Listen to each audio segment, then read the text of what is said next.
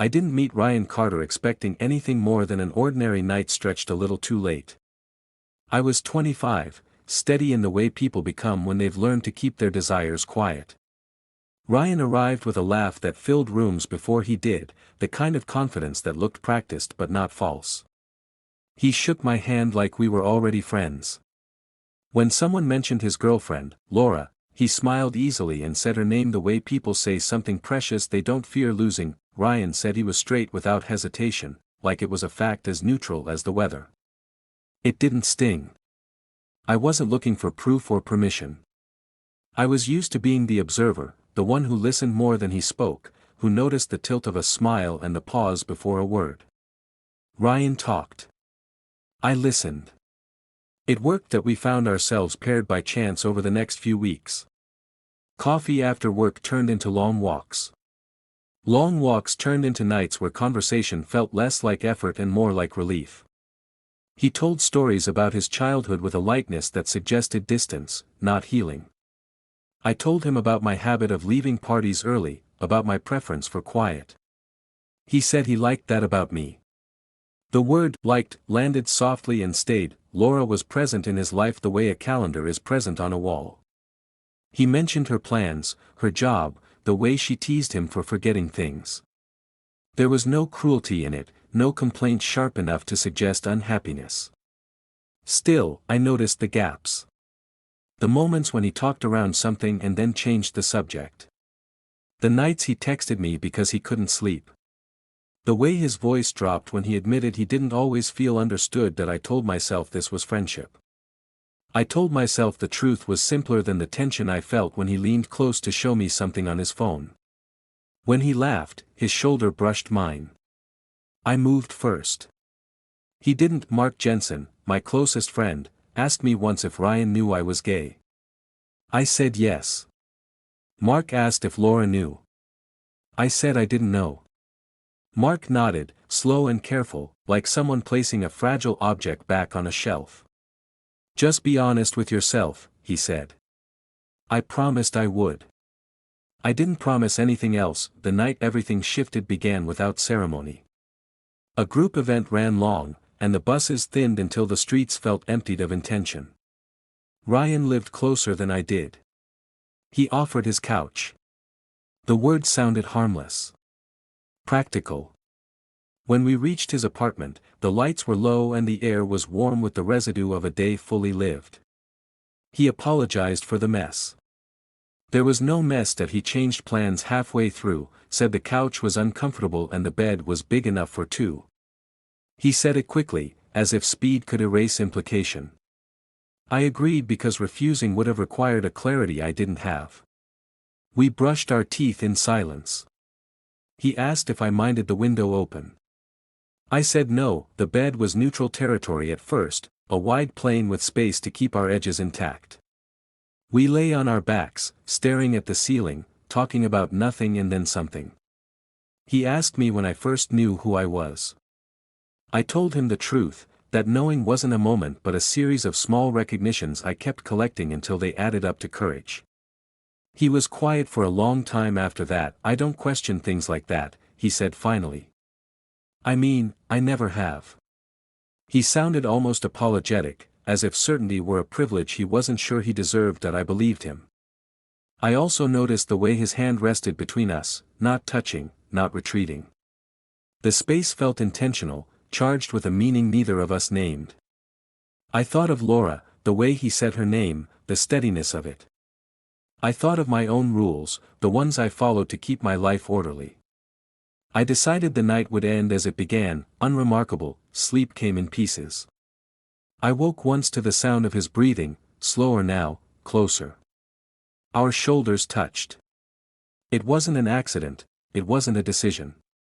It was the kind of thing that happens when people stop guarding the borders of themselves. I didn't move. Neither did he. Did I? In the morning, light cut across the room like a line drawn to test honesty. Ryan stretched and laughed at nothing. He made coffee. He asked if I wanted eggs. The normalcy was disarming. If there had been a mistake, he didn't treat it like one. If there had been a beginning, he didn't announce it that we fell into a pattern after that night, one defined by proximity and restraint. He texted more. He lingered longer. He shared doubts without conclusions. I shared less, afraid my words would tip the balance. Laura's name appeared and disappeared in conversation like a reminder set on silent. When I asked how she was, he answered, then asked me something else that I told myself this was still friendship, only deeper. I told myself depth wasn't betrayal. Yet I felt the strain of holding a truth that didn't have a shape yet. Ryan seemed to feel it too. He watched me when I spoke, as if listening for something I wasn't saying. When our hands brushed, he didn't flinch. He didn't close the distance either. The second time we shared a bed was planned by exhaustion and convenience, but it didn't feel accidental. We talked late again. He asked me if I ever wished things were simpler. I said yes, because the word fit. He turned onto his side, facing me, his expression open in a way that felt like an invitation and a warning at once. I don't want to mess things up, he said. Neither do I answered, and meant different things than he did. We lay there, suspended between what we were and what we were becoming. The room held its breath. I realized then that something had already changed, that whatever line we were afraid to cross had begun to fade. When the lights went out, the darkness felt deliberate, like a choice we were making together, even if we pretended we weren't. After that second night, the rhythm between Ryan Carter and me shifted into something quieter and more deliberate. We didn't talk about what had almost happened, and that silence became its own language. He texted me good morning without explanation. I replied without asking questions. Our conversations grew narrower and more intense, focused less on events and more on how we felt moving through them. It felt like learning a new alphabet together, one we promised not to use out loud. Ryan started finding reasons to see me alone. Coffee breaks extended into dinners. Dinners stretched into walks that circled the same blocks until the streets emptied and the choices narrowed. He spoke about work, about pressure, about the version of himself he felt expected to be. When he mentioned Laura, it was brief and factual, as if he were reporting weather conditions he couldn't control. I listened carefully, afraid that offering advice would sound like permission. One evening, he admitted he felt restless in his own life. "It's like I'm performing," he said, eyes fixed on the pavement. "And I don't even know who the audience is anymore." I asked him what he wanted instead. He smiled, small and uncertain. "I don't know," he said. The honesty in that answer felt heavier than any confession. That I began to measure my words, aware that my presence was no longer neutral. Mark Jensen noticed before I did. He watched me cancel plans, watched my phone light up with Ryan's name. "You're already in it," Mark said gently. "Just don't pretend you're not." I wanted to argue, but the truth had settled too deeply. I was invested, and investment has a way of demanding interest. Ryan invited me over on a night Laura was out of town. He said it casually, as if the detail were incidental. It wasn't. The apartment felt different without her imprint, quieter, less anchored. We cooked together, our movements practiced from repetition. When our hands brushed, he didn't pull away. He didn't lean in either. The restraint felt intentional, a line we were both afraid to draw but unwilling to erase. That we sat on the couch, close enough to feel each other's warmth. Ryan talked about his childhood again, this time with less humor and more precision. He admitted he'd learned early how to avoid disappointing people. "I don't even know what disappointment looks like anymore," he said. "I just know how to prevent it." I wondered who he thought he was protecting now that I asked him if he was happy.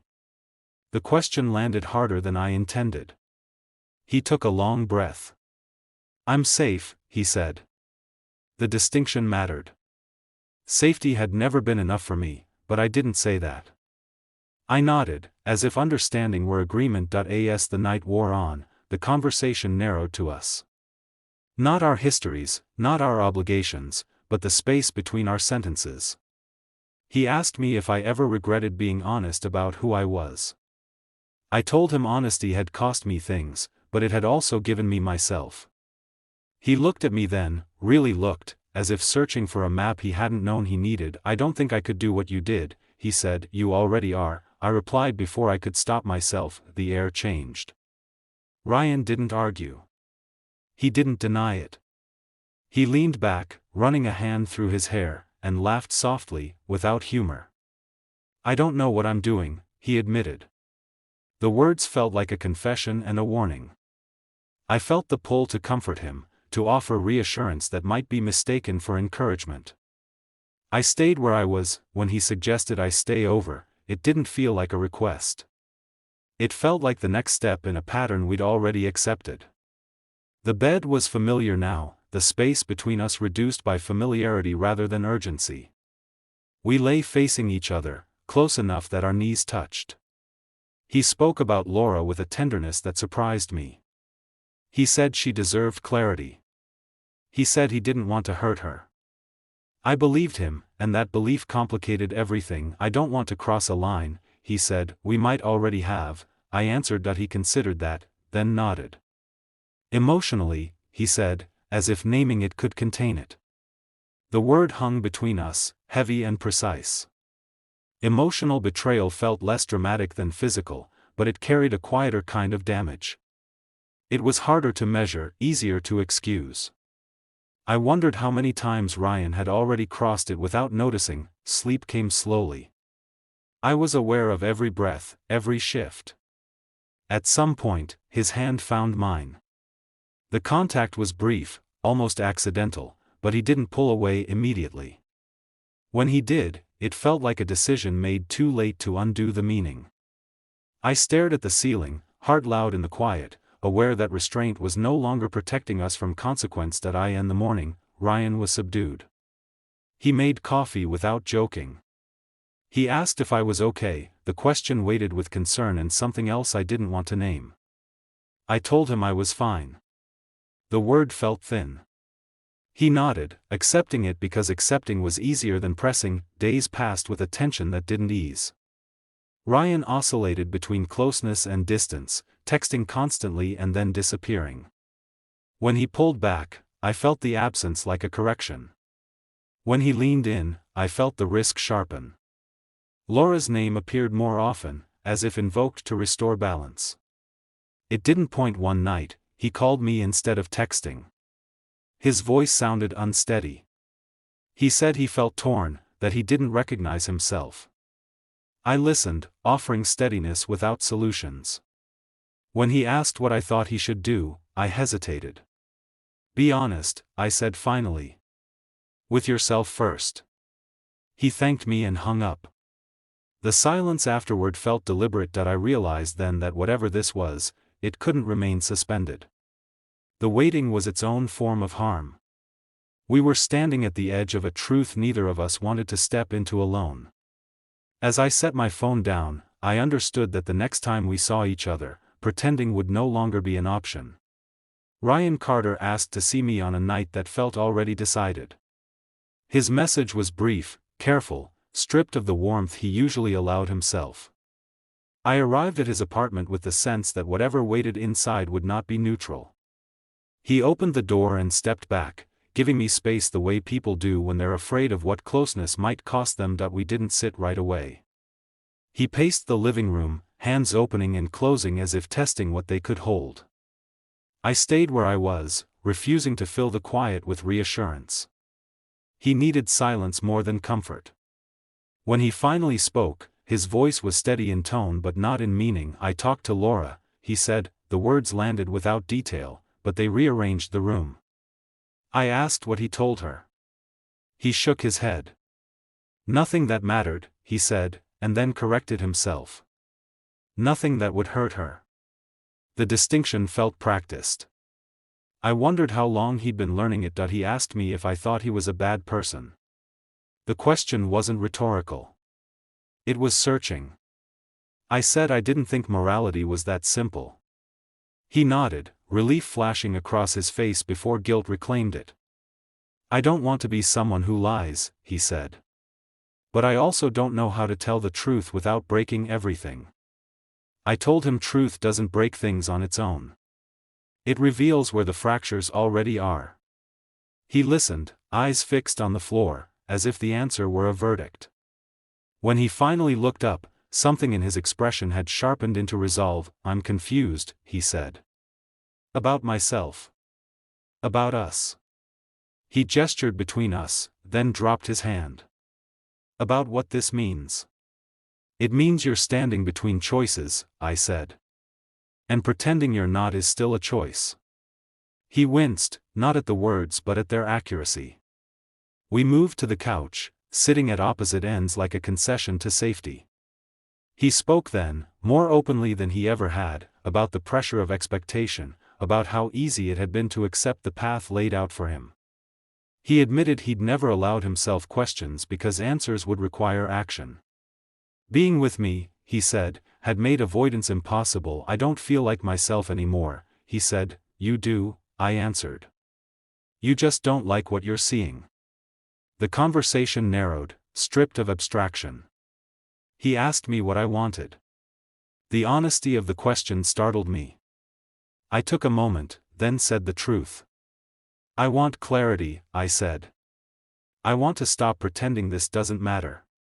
He nodded, swallowing hard. He admitted he'd crossed a line emotionally. He said the word again, as if repetition could fix it in place. "I think about you when I'm not supposed to," he said. "I tell you things I don't tell her." The confession didn't feel triumphant. It felt like a loss. He was finally acknowledging that I told him that emotional intimacy wasn't harmless just because it left no visible marks. He agreed, too quickly, as if he'd been waiting for permission to accept the cost. When I asked him what he intended to do, he hesitated. The pause was an answer of its own. "I can't lose Laura," he said. "Not like this." The clarity stung, but it was honest. I felt something settle in me, a sadness tempered by relief. "Then you can't keep me like this," I replied. "You don't get both." He closed his eyes, nodding. The choice was clear, even if the decision wasn't. He reached for my hand and stopped short, letting it fall back to his lap. The restraint felt final, a boundary drawn too late to erase the damage but early enough to prevent more. "I'm sorry," he said. "I know," I answered. The apology mattered less than the action that would follow. We sat in silence, the weight of what we were giving up pressing against the relief of naming it. I realized then that whatever connection we'd built could not survive in the space he was willing to offer. Not without becoming something smaller and more corrosive. When I stood to leave, he walked me to the door. He asked if we could still be friends. The question was careful, hopeful, and deeply unfair. I told him we could be honest first, and see what remained. He accepted that, even if he didn't understand it yet. Outside, the night felt colder than it had an hour before. I walked without checking my phone, resisting the habit of seeking reassurance. I knew the next days would bring distance dressed up as necessity.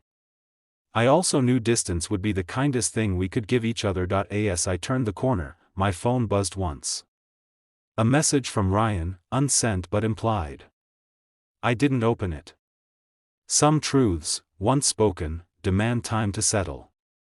And some endings, even when chosen, need space to become real.